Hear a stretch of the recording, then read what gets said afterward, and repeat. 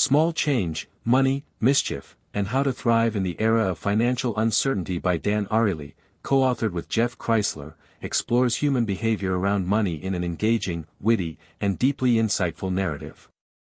Rooted in behavioral economics, the book exposes how we irrationally handle financial decisions and offers practical strategies to recalibrate our habits and thinking. It doesn't dwell on abstract theory, instead, it draws from real-life studies and experiments, making the science digestible and actionable for everyday life. The central thesis of the book is that small behavioral changes can lead to significant improvements in how we manage money.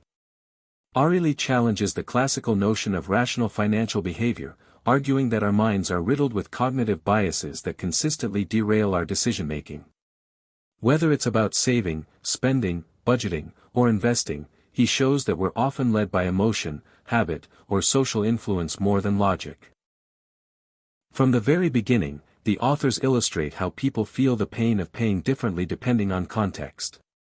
Using examples like prepaid gift cards or contactless payments, they explain how pain of paying is reduced or removed entirely in certain systems, which in turn leads to overspending. The emotional distance between action and consequence is manipulated in ways that make people spend more freely and thoughtlessly. The authors delve into mental accounting, the way we categorize money into artificial buckets. For instance, we might treat a tax refund as free money and splurge on luxuries, while struggling to cover bills from our main income. This illusion of compartmentalization feels intuitive, but it undermines overall financial stability. Ariely suggests that by becoming more aware of these distortions, we can redirect our money into more meaningful use without feeling deprived. In exploring the irrationality of pricing, the book reveals how we're susceptible to anchors.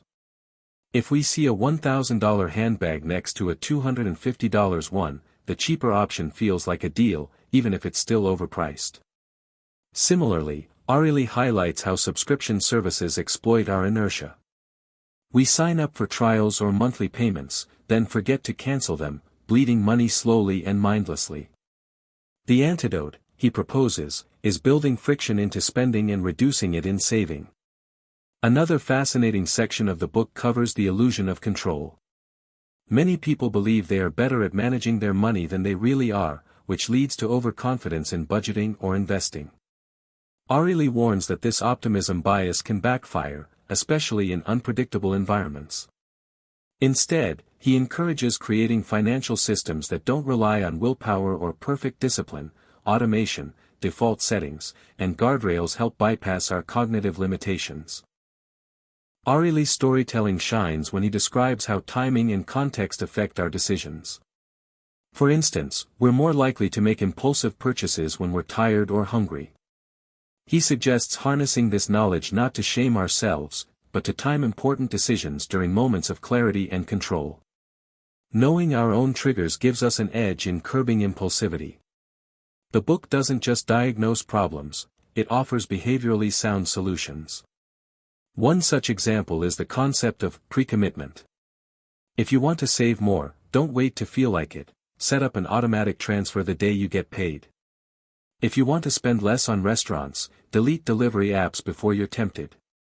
These small acts, taken in advance, bypass the unreliable emotional self that shows up in the moment. In a particularly clever narrative, Ariely examines the difference between relative and absolute value. We often get excited about saving $10 on a $20 product but won't drive across town to save $10 on a $1,000 item. Logically, $10 is $10, but our minds treat them differently. Recognizing this helps us recalibrate how we evaluate deals, not based on percentage, but on real-world impact.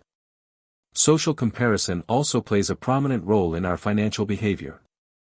We judge our spending not just by what we need, but by what others around us are doing.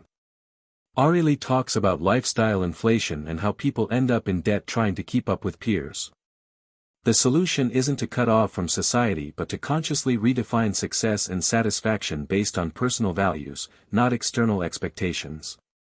The book frequently returns to the idea that awareness isn't enough. Most people know they should save, budget, and avoid debt, but knowledge doesn't translate into behavior change. That's why the authors emphasize designing systems that align with our natural tendencies rather than fighting them. They advocate for reshaping environments to promote better defaults. One of the most practical insights revolves around the difference between visible and invisible costs.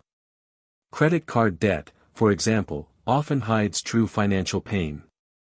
Conversely, carrying cash or tracking purchases manually increases awareness.